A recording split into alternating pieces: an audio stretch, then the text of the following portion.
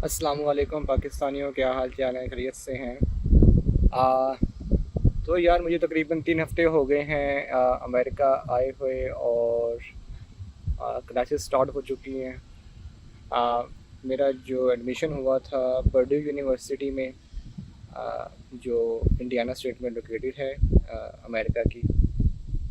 तो यार आज मैं आपको बताता हूँ अपने एडमिशन के बारे में, एडमिशन जो प्रोसेस है मेरा उसके बारे में, कि मैंने शुरू कहाँ से किया और आ, कैसे यहाँ तक पहुँचा हूँ। तो यार तकरीबन मेरे ख्याल में सितंबर या अगस्त के लास्ट वीक में मैंने सोचा था कि भाई मतलब कि अब अप्लाई करते हैं बाहर। आ, तो मैंने फिर यूनिवर्सिटीज़ जो थी वो ढूंढना शुरू कर दी। सबसे पहले तो आपको कंट्री देखना होता है ना, आपने किधर जाना है। आपने यूरोप जाना है, अमेरिका जाना है, कनाडा जाना है, या फिर आपने ऑस्ट्रेलिया जाना है। तो आपने सबसे पहले कंट्री सेलेक्ट करना है। मैंने अपना अमेरिका सेलेक्ट किया था। और उसके अलावा फिर यूनिवर्सिटी, जो आपका प्रोग्राम होता है, जो आपका मेरा क्योंकि सिविल इंजीनियरिंग प्रोग्राम था, तो मैंने पर्ड्यू सेलेक्ट की थी, वर्जीनिया टेक और यूनिवर्सिटी ऑफ साउथर्न कैलिफोर्निया। तो इसका जो प्रोसीजर था, तकरीबन आपको अपनी स्टेटमेंट ऑफ पर्पस बनानी होती है। आईएल्स मैंने पहले से दिया हुआ था पिछले साल, तो वो वैलिड था मेरा इसी साल, तो मुझे उसकी ज़रूरत नहीं पड़ी। उसके अलावा जो जीआरई था, जीआरई क्योंकि पर्ड्यू यूनिवर्सिटी में जीआरई वेव्ड ऑफ था इस साल। तो अगले साल का पता नहीं, शायद वेव्ड ऑफ हो। आ, अच्छा, तो लेटर ऑफ रिकमेंडेशंस वगैरह लिख लो कि आप जब मतलब एप्लीकेशन आप, मेरी जो डेडलाइन थी वो दिसंबर 15 थी तकरीबन, ये तीनों यूनिवर्सिटीज़ की। तो मैंने अपनी एप्लीकेशन सितंबर, अक्टूबर, नवंबर में मतलब कि लिख के मतलब उसको ड्राफ्ट तैयार किया, अपने सीनियर्स को दिखाया, जो पहले से उधर अपने बाकी बाहर की यूनिवर्सिटीज़ में जा चुके हैं उनको चेक करवाया। उसको मज़ीद इम्प्रूव किया मैंने अपनी स्टेटमेंट ऑफ पर्पस को ना।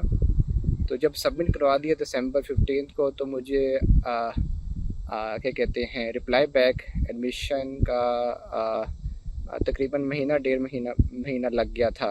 आई थिंक जनवरी 30 को या 23 को मेरे ख्याल में मुझे यूएससी की तरफ से एक्सेप्टेंस आ गई थी, और बाकी पर्ड्यू की तरफ से मुझे फरवरी के फर्स्ट वीक में आई थी। तो फिर उसके बाद उन्होंने मुझे कहा कि यूनिवर्सिटी वालों ने कि आप मुझे अपनी बैंक स्टेटमेंट हमें इतनी अमाउंट की शो करवाएं, तो ताकि वो मुझे ना I-20 फॉर्म भेज सके। I-20 फॉर्म एक ऐसा फॉर्म है जो कि आपको चाहिए होता है वीज़े के लिए ना।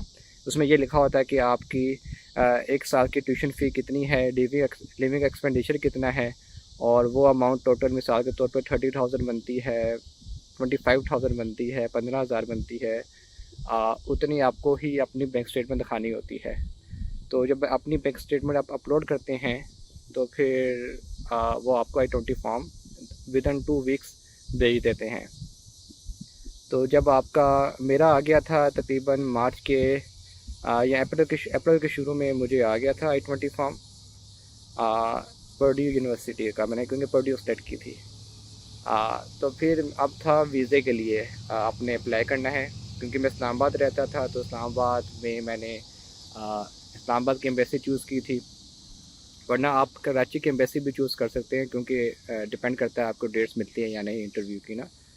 आ, तो इंटरव्यू के बाद आपको, आई थिंक मेरा इंटरव्यू हुआ था मई में। मैंने अप्लाई किया था अप्रैल में इंटरव्यू के लिए, और तकरीबन महीने बाद मेरा इंटरव्यू की डेट मुझे मिली थी। तो फिर इंटरव्यू हुआ उसी वक्त वो आपको ना एक ब्लू स्लिप पकड़ा देते हैं एम्बेसी वाले। तो आपका अगर ब्लू स्लिप पकड़ाते हैं तो वो आपकी जो है वीज़ा एक्सेप्ट होता है, अप्रूव हो जाता है। येलो स्लिप में आपको वो रिजेक्ट करते हैं, तो आप दोबारा से अप्लाई कर सकते हैं उस पर ना। तो तीसरे में आपको एक एडमिनिस्ट्रेटिव प्रोसेसिंग होती है 214G, उसमें डाल देते हैं। तो अगर उसमें डाल देते हैं तो उसमें चांस होता है अप्रूवल का भी और रिजेक्शन का भी। तो ज़्यादातर तो अप्रूवल ही होती है, मगर 2 से 3 माह का वेटिंग पीरियड उसमें आपको फिर आपका वीज़ा जो प्रोसेसिंग है ना, प्रोसेस होने में तकरीबन 2 या 3 माह बाद मिलता है आपको वीज़ा। तो उसके बाद यार मई में आ गया मुझे मेरा जो है वीज़ा। तो उसके बाद मैंने टिकट बुक करवा ली थी अपनी पहले से, क्योंकि आपको काफ़ी पहले टिकट बुक करवा लेनी होती, क्योंकि अगस्त में काफ़ी स्टूडेंट्स आ रहे होते हैं तो टिकट्स काफ़ी महंगी हो जाती हैं। तो फिर अगस्त आई थिंक 11 में मैं इधर यूएसए पहुंचा था, 11 या 12 पे। ओ हाँ, 11 या 12 को पहुंच गया था मैं। तो ये मेरा प्रोसेस है तकरीबन यार। तो मैंने आज आपको मैंने कहा कि आपसे शेयर करता हूँ। तो फिर अगली दफ़ा मुलाकात होती है। Okay bye.